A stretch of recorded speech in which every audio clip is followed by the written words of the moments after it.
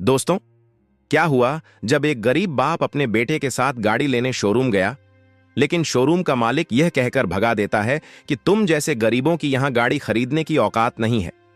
लेकिन जब लड़का अपने असली रूप में आया तो फटी जेब से चेक बुक निकालकर एक झटके में पूरा शोरूम ही खरीद डाला।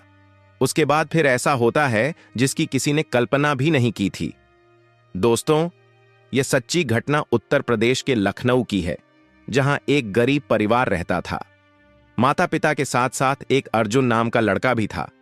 अर्जुन अपने घर की तंगी और गरीबी को दूर करने के लिए दिन रात मेहनत करता था, लेकिन उसके माता पिता उसको हमेशा नालायक और बेकारा समझते थे और अर्जुन को हर वक्त माँ बाप से सुनना पड़ता था, तू कुछ नहीं कर सकता, तेरे बस की कुछ नहीं है, तू सिर्फ हमारे ऊपर बोझ है। पर अर्जुन में कुछ खास था जो किसी को दिखता नहीं था।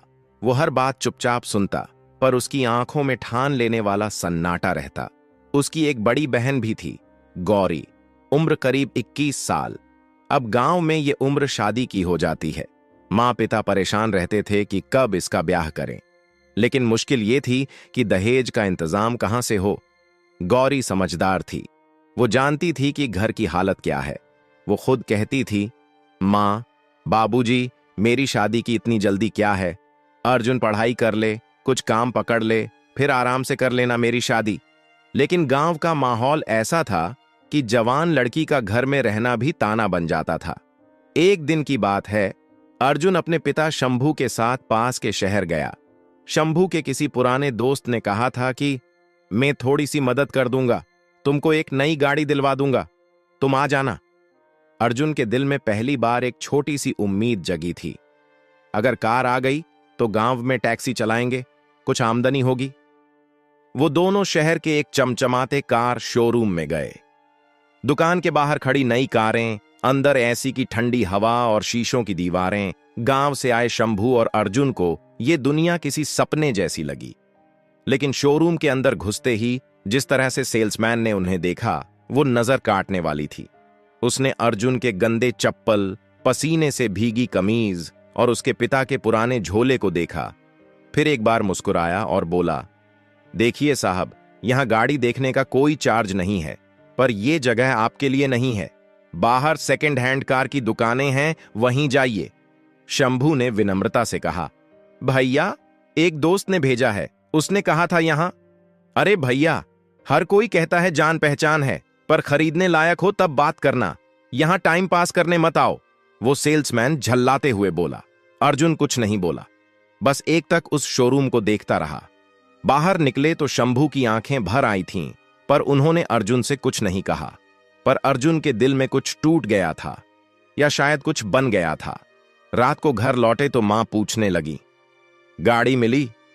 शंभू ने झूठ मुस्कुराते हुए कहा, वो दोस्त नहीं मिला, अगली बार देखेंगे। अर्जुन चुपचाप अंदर चला गया। कमरे में जाकर लेट गया। छत से टपकता पानी सिर के पास गिर रहा था, पर उसे फर्क नहीं पड़ा। उसकी आंखें बंद थीं, पर उसका दिमाग किसी और दुनिया में था। उसे आज समझ में आ गया था कि गरीबी सिर्फ पेट काटती नहीं, आत्मा भी खा जाती है। इसी बीच एक और हादसा हुआ जिसने जैसे आग में घी डाल दिया। गौरी की शादी तय हो गई थी। एक अच्छा घर था, लड़का शहर में प्राइवेट नौकरी करता था। दहेज में मोटरसाइकिल और 2 लाख रुपए की मांग थी। जैसे तैसे करके शंभू ने गांव के एक साहूकार से ब्याज पर पैसा लिया और मां ने अपने सारे गहने गिरवी रख दिए। शादी का दिन आया, बारात आई, बैंड बाजा बजा, गांव के लोग जमा हुए। लेकिन मंडप पर लड़के वालों ने दहेज के पैसे पूरे न होने का बहाना बनाकर शादी तोड़ दी। हमारे बेटे की इज्जत है, हम भीख नहीं मांग रहे, ये रिश्ता अब नहीं हो सकता। और पूरा मंडप सन्न हो गया। गौरी की आंखों से आंसू नहीं निकल रहे थे, मानो पत्थर हो गई हो। मां मूर्छित हो गईं। शंभू को दिल का दौरा पड़ा और अर्जुन, वो चुपचाप खड़ा रहा। गांव वालों ने बातें उड़ानी शुरू कर दी। बेइज्जती की भी हद होती है, लड़की जवान है, अब कौन करेगा शादी, और घर के लड़के किसी काम के नहीं। उस दिन अर्जुन की आंखों में आंसू नहीं थे, पर अग्नि जल रही थी। उस रात उसने पहली बार खुद से वादा किया, अब सिर्फ एक ही सपना है, पैसा। इतना पैसा कि ये गांव, ये समाज और वो शोरूम वाला, सबको उनकी औकात दिखा दूंगा।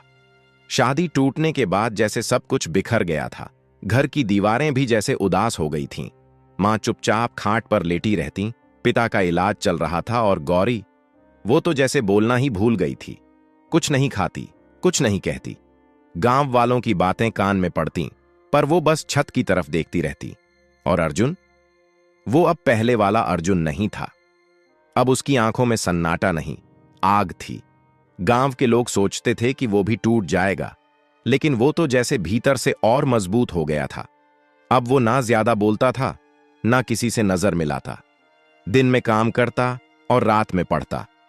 मोबाइल में नेट नहीं होता था तो गांव से 4 किलोमीटर दूर जाकर पेड़ के नीचे बैठकर नेटवर्क पकड़ता। कभी दोस्त से हॉटस्पॉट मांगता। फिर एक दिन उसने सोचा, अगर मैं सिर्फ नौकरी करूंगा तो मैं अपने जीवन में कुछ ज्यादा बड़ा नहीं उखाड़ पाऊंगा।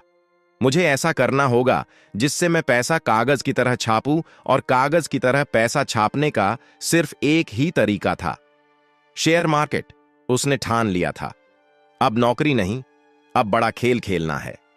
शेयर मार्केट उसकी जिंदगी का नया सपना बन गया था। उसे समझ आ चुका था कि अगर वक्त रहते दिमाग और जानकारी से खेला जाए तो पैसा बस कागज का खेल है। पर शुरुआत आसान नहीं थी। एक रात जब सब सो गए तो अर्जुन छत पर बैठा रहा। चांदनी रात थी, लेकिन उसका चेहरा किसी तूफान जैसा था। उसके हाथ में एक पुराना रजिस्टर था जिसमें उसने अब तक सीखी हर चीज लिख रखी थी। Stocks, mutual fund, trading, long term investment, short selling. सुबह होते ही उसने एक फैसला लिया, अब गांव छोड़ना होगा। पिता की तबीयत थोड़ी संभली थी, मां धीरे धीरे घर के काम में लग रही थीं और गौरी भी कुछ कुछ बातें करने लगी थी। अर्जुन ने मां से कहा, अम्मा, मैं कुछ दिनों के लिए बाहर जा रहा हूं, पढ़ाई के लिए, पर मैं वादा करता हूं इस बार लौटूंगा तो सब बदल चुका होगा। मां ने बस इतना कहा, बेटा, तू जो भी कर, खुदा से दुआ है, तू टूटना मत। अर्जुन शहर पहुंचा। वहां उसने एक सस्ता कमरा लिया जहां सीलन भरी दीवारें थीं और एक खिड़की भी नहीं थी। लेकिन उसी कमरे में उसने अपना सबसे बड़ा सपना बो दिया। वह दिन में इंटरनेट कैफे जाकर घंटों बैठता।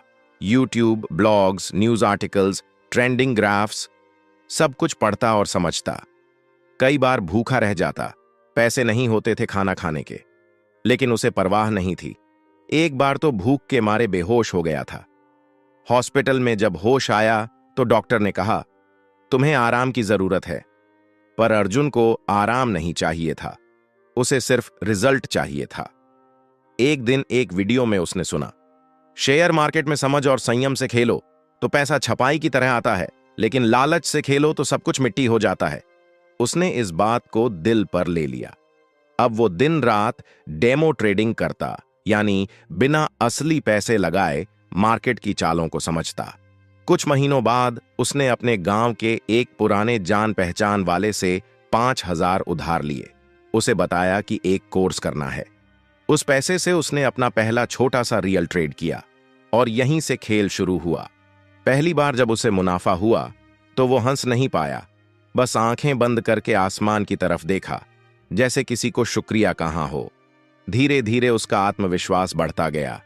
वो हर ट्रेंड को पकड़ना सीख गया था। उसे पता था कब कौन सा स्टॉक चढ़ेगा, कब कौन सा गिरेगा। और सबसे बड़ी बात, वो अब भी वही अर्जुन था जो पहले दिन जैसी भूख, पहले दिन जैसा जुनून लेकर ट्रेड करता। कई बार घाटा भी हुआ, पर उसने हार नहीं मानी। जब उसका खाता पहली बार 1 लाख पार हुआ तो उसने मां को कॉल किया, अम्मा, अब चिंता मत करना, अब घर की हालत बदलेगी। लेकिन मां को तब भी नहीं पता था कि अर्जुन असल में क्या कर रहा है।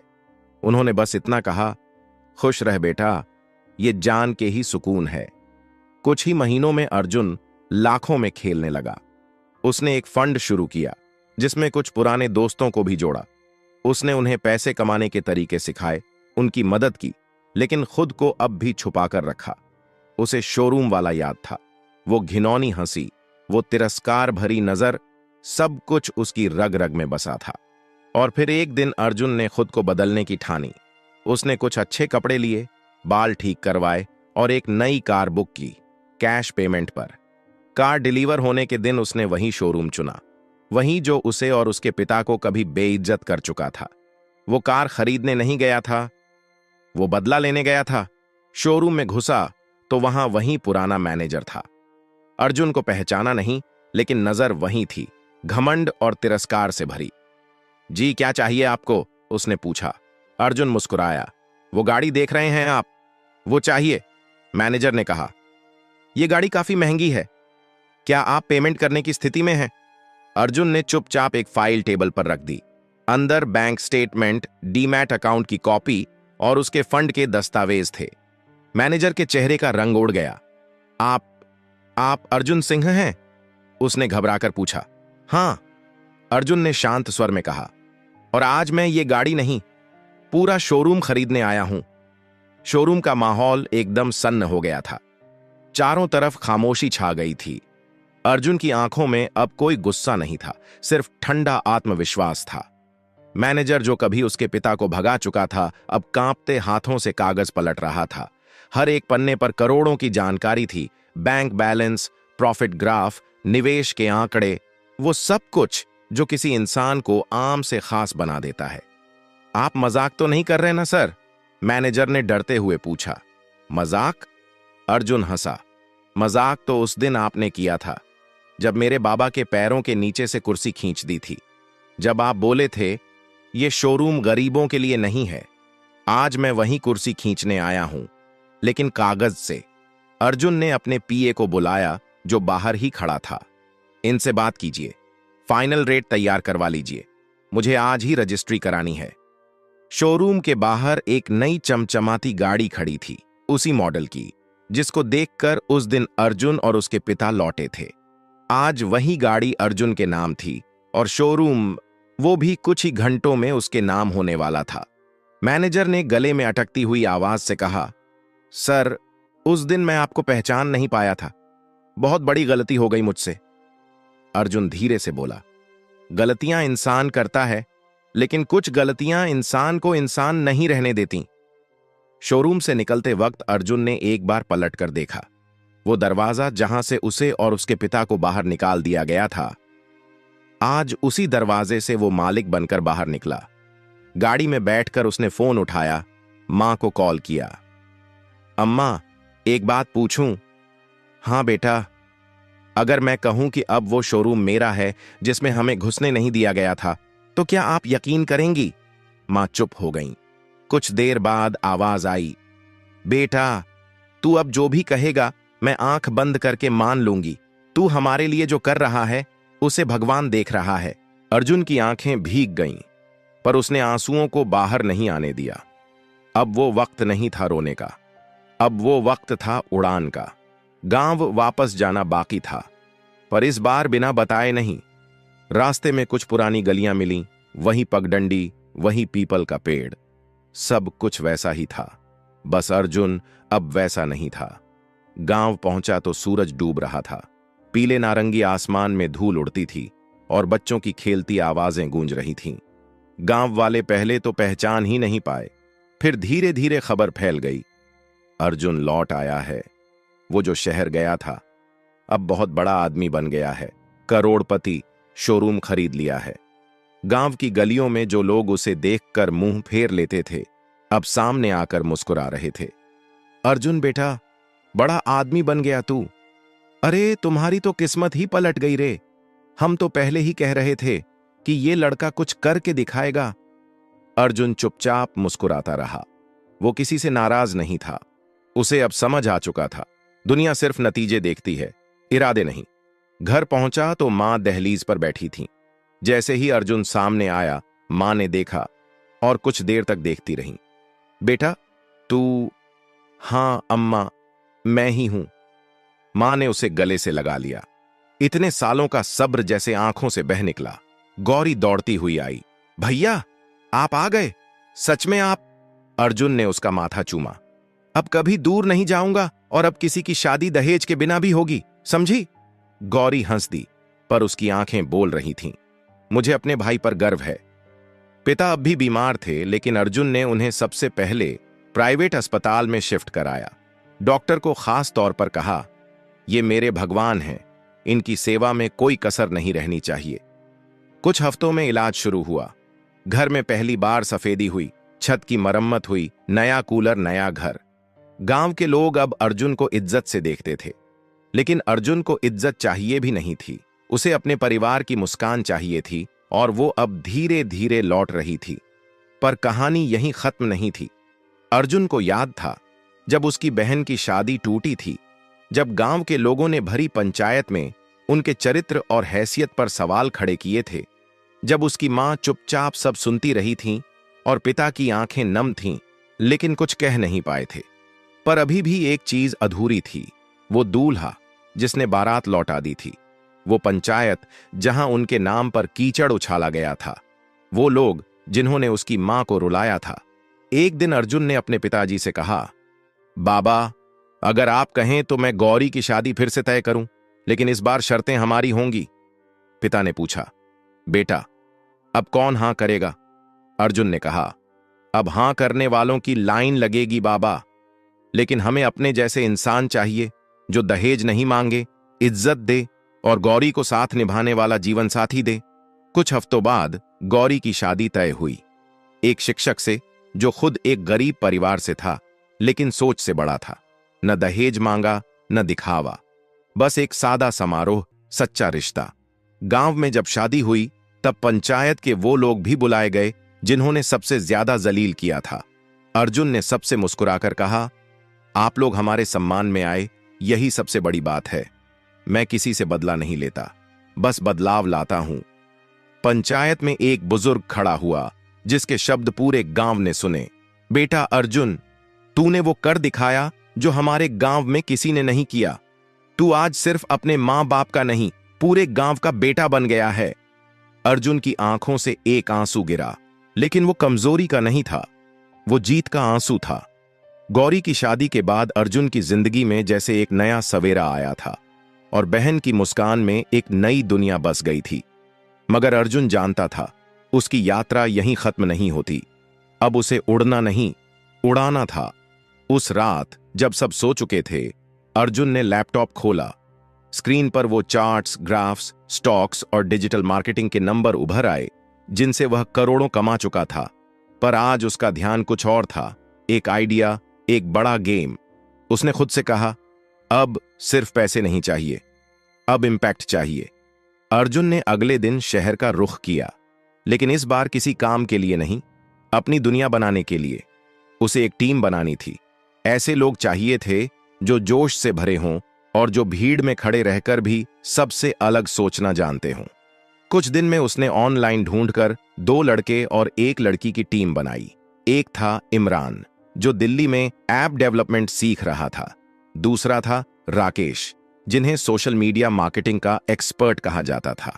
और तीसरी थी प्रिया, एक डिजाइनर जिसकी आंखें कंप्यूटर की स्क्रीन पर सपने बुनती थीं। अर्जुन ने सबसे कहा, पैसे की बात नहीं करेंगे अभी, पहले मैं आपको अपना सपना सुनाता हूं।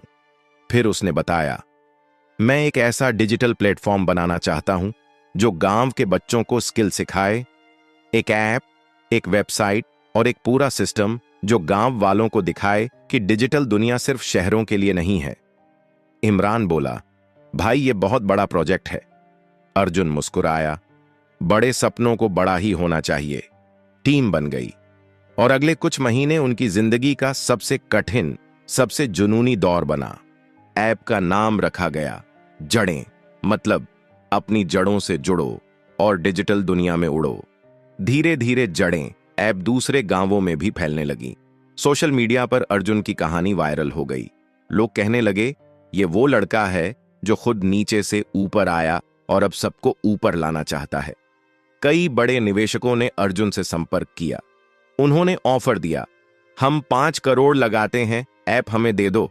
लेकिन अर्जुन ने मना कर दिया, ये ऐप मेरे खून पसीने से बना है, मैं इसे बेचने के लिए नहीं, देने के लिए बना रहा हूं।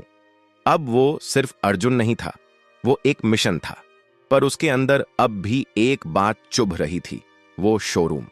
वही शोरूम जहां उसे और उसके पिता को सिर्फ उनके कपड़े और चाल ढाल देखकर दरवाजे से लौटा दिया गया था।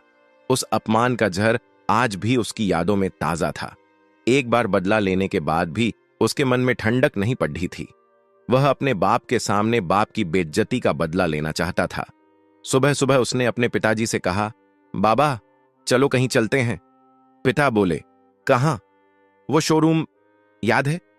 पिता थोड़ी देर चुप रहे, फिर बोले, हाँ बेटा, वो दिन कभी नहीं भूल सकता। पर वहां अब क्यों? बस चलिए, कुछ चीजें अधूरी रह गई थीं। अर्जुन ने अपने लिए सिंपल कुर्ता पायजामा ही चुना और पिता को भी पुराने कपड़े पहनने दिया। उसकी गाड़ी अब मर्सिडीज थी, लेकिन वो आज भी अपनी पुरानी सेकंड हैंड कार से निकल पड़ा। वो चाहता था कि कहानी पूरी हो, वैसे ही जैसे अधूरी छूटी थी।